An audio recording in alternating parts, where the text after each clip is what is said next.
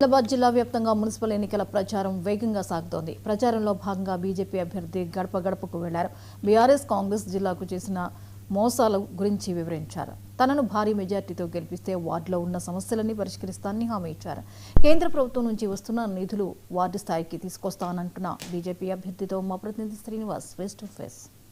ఎన్నికల ప్రచారంలో భాగంగా బీజేపీ గడప గడపకు ప్రచారాన్ని నిర్వహిస్తుంది. బీజేపీ అభ్యర్థి ఇంటింటికి వెళుతూ ఓటర్లను తమకు ఓటేయాలని చెప్పేసి అయితే అభ్యర్థిస్తున్నారు. దీనికి సంబంధించి బీజేపీ అభ్యర్థి మనతో ఉన్నారు. వారిని అడిగి మరిన్ని వివరాలు తెలుసుకుందాం. చెప్పండి, మీ ప్రచారం ఎట్లా కొనసాగుతుంది? మీరు ఏ వార్డు నుంచి పోటీ చేస్తున్నారు? ప్రజలు ఏమంటున్నారు? నా పేరు అక్కల రమేష్. నేను కేతనపల్లి మున్సిపాలిటీలో 7వ వార్డు నుంచి పోటీ చేస్తున్నాను. ఈ పోటీలో భాగంగా ఇంటింటి ప్రచారం గడప గడప ప్రచారంలో చూస్తూ ఉంటే ప్రజలు బ్రహ్మరథం పడుతున్నారు. మోడీ గారిని గెలిపించుకోవాలి, మోడీ గారికి వారి సేవలు తీసుకోవాలి.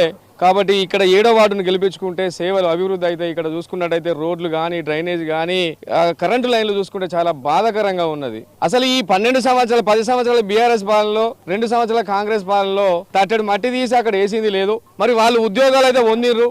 3 ఉద్యోగాలు పొందిర్రు, ఒకటి ప్రమోషన్లో పొందిండు సారు. వివేక్ సారు వచ్చిన తర్వాత యువతకు ఫస్ట్ 45,000 ఉద్యోగాలు మీకు కల్పిస్తామన్న 2 సంవత్సరాలు గడిచిపోయింది.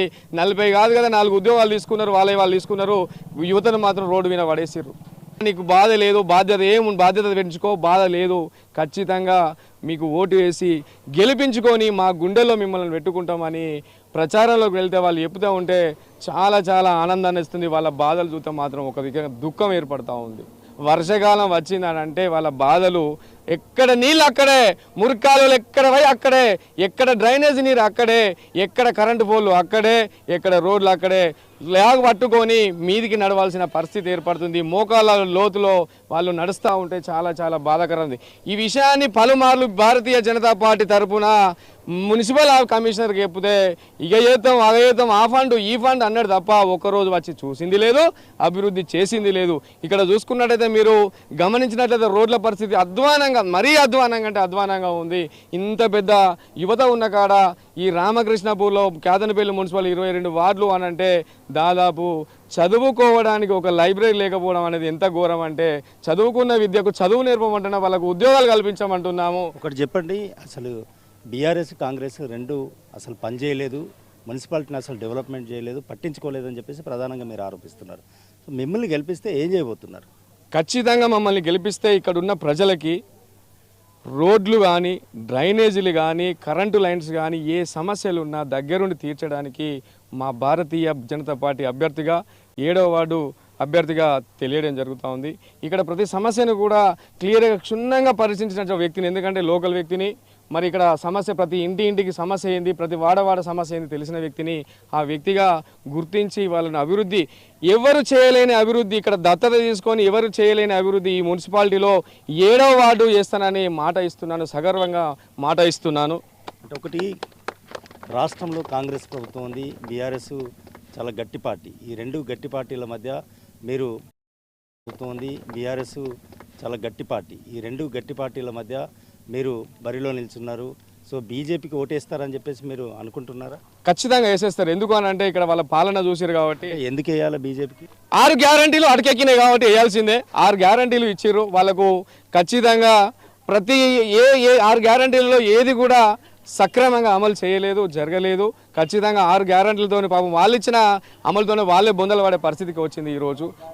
ఎవరిని అడిగినా కూడా 6 గ్యారంటీలు ఎక్కడన్నా 6 గ్యారంటీలు లేవు, ఒక గ్యారంటీ లేదు, ఉన్న గ్యారంటీలు వేనే తప్ప కొత్త గ్యారంటీలు ఏం రాలేదని చెప్పడం అనేది జరుగుతుంది. దానివల్ల ప్రజలు అసహనంతో ఉన్నారు. దానివల్ల మాకు ఓటు వేయడానికి అవకాశం ఉందని మేము తెలియజేస్తున్నాం. ఒకటి చెప్పండి రమేష్ గారు, ఇప్పుడు రాష్ట్రంలో కాంగ్రెస్ ప్రభుత్వం ఉంది, ఇంకా 3 సంవత్సరాల కాలపరిమితి ఉంది. సో బీజేపీ అయితే తెలంగాణలో లేదు. సో ఎట్లా నిధులు తీసుకొస్తారు, మీరు ఎట్లా అభివృద్ధి చేస్తారని చెప్పేసి భరోసా ఇస్తున్నారు? ఇక్కడ తెలుసుకున్నట్టయితే ఇక్కడ ప్రభుత్వం ప్రతిదీ కూడా వాస్తవంగా ఎవరికి తెలియని ముఖ్య విషయం ఏంటంటే చాలామందికి ఇప్పుడిప్పుడే డెవలప్ అది తెలుసుకుంటున్నారు. ప్రతి లైట్ కాడ నుంచి మొదలు పెడితే రోడ్డు కాడ నుంచి కొడితే వాళ్ళు ఇచ్చినటువంటి ఇందిరమ్మ ఇల్లు కాడ నుంచి పెడితే మా నిధులే, భారతీయ జనతా పార్టీ సెంట్రల్ నిధులు. ప్రతి సెంట్రల్ నిధులు ప్రతి దాంట్లో ప్రతి పాలలో రోడ్లు కానీ దేంట్లో కానీ మీరు 6 కిలోలు తీసుకుంటున్న బియ్యంలో కూడా మా వాటా ఉంటుంది. ఆ వాటా ప్రకారము పాపం ప్రజలకు తెలియక ఇక్కడ ఉన్న రేవంత్ రెడ్డి గారు సార్ ఇస్తున్నారని అనుకుంటారు తప్ప కేంద్ర ప్రభుత్వం తెలియదు. ఇప్పుడు దాదాపు అందరూ అప్డేట్ అయ్యారు, దాదాపుగా అందరికీ తెలుసు. దాన్ని చూసి ముందుకు రావడం అనేది జరుగుతుంది. ఈ రోజు చూసుకుంటే రోజు రోజుకు మార్పు అభివృద్ధి అనేది చెందుతుంది. ఖచ్చితంగా ఓటేసి గెలిపించుకుంటారని నేను అనుకుంటున్నాను. రాష్ట్రంలో బీజేపీ హవా కొనసాగుతుంది.